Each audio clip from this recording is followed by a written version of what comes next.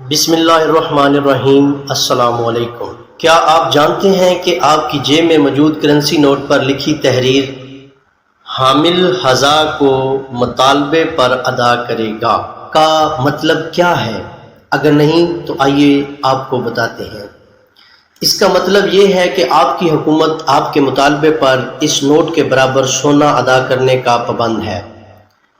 Note خواہ 1 روپے کا ہو یا 1000 کا، اگر آج ہی پاکستان کی کل آبادی اسٹیٹ بینک کو نوٹ جب واپس کر کے سونا لینا شروع کر دے تو صرف 20% نوٹ قابل استعمال ہوں گے۔ باقی 80% نوٹوں کی قیمت ردی کاغذ کے حساب سے 13 روپے فی کلو ہے۔ کیونکہ باقی نوٹوں کا سونا موجود ہی نہیں، اس لیے ان کی قیمت وہی ہے جو ردی کوڑے کی ہوتی ہے۔ دوسری جنگ عظیم کے بعد یورپ کے لوگ لکڑی کی جگہ کرنسی نوٹ جلاتے تھے، کیونکہ لکڑی کی قیمت کرنسی سے زیادہ ہو گئی تھی۔ مہنگائی بڑھنے کی شرح، جسے انفلیشن یا افراط زر کہتے ہیں، کا کنسیپٹ صرف 100 سال پرانا ہے۔ ایک مرغی کی قیمت فرعون کے دور میں 2 درہم تھی، جو کہ 19ویں صدی کے آخر تک 2 درہم ہی رہی۔ اگر ہم غور کریں تو آج بھی اس کی قیمت 2 درہم ہی بنتی ہے، مطلب 0% انفلیشن۔ پچھلے صرف 100 سالوں کے دوران کاغذی کرنسی کی قیمت کئی سو گنا گر چکی ہے۔ انفلیشن دراصل ایک ٹیکس ہے جو امیر اور غریب بغیر کسی تفریق کے برابر ادا کرتے ہیں۔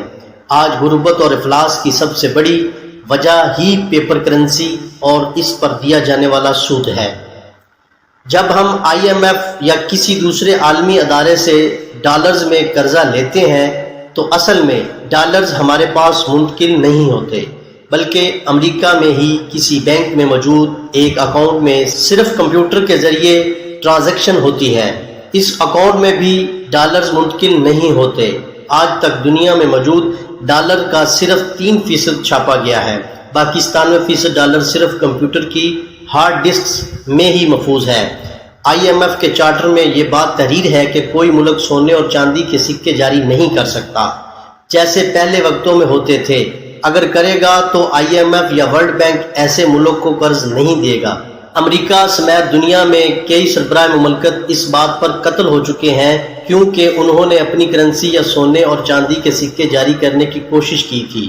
اس ملک کی حکومت، وزیر خزانہ اور سیکرٹری فنانس IMF کی اجازت کے بغیر نہیں لگا سکتی۔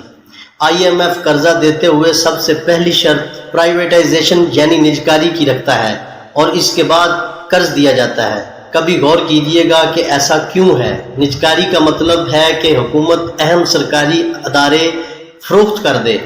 سعودی عرب اور ایران سمیت تمام تیل بیچنے والے ملک اس بات کے پابند ہیں کہ تیل صرف ڈالرز کے بدلے بیچا جائے گا، نہ کہ بیچنے یا خریدنے والے ملک کی کرنسی میں۔ انسانی تاریخ میں کبھی بھی اتنی بڑی تعداد میں لوگوں کو بے وقوف نہیں بنایا جا سکا۔ یہ انسان کی تاریخ کا سب سے بڑا فراڈ ہے۔ اس تحریر کا مقصد نوجوان نسل کو آگاہی دینا ہے تاکہ وہ دن اور رات کے فرق کو محسوس کر سکیں۔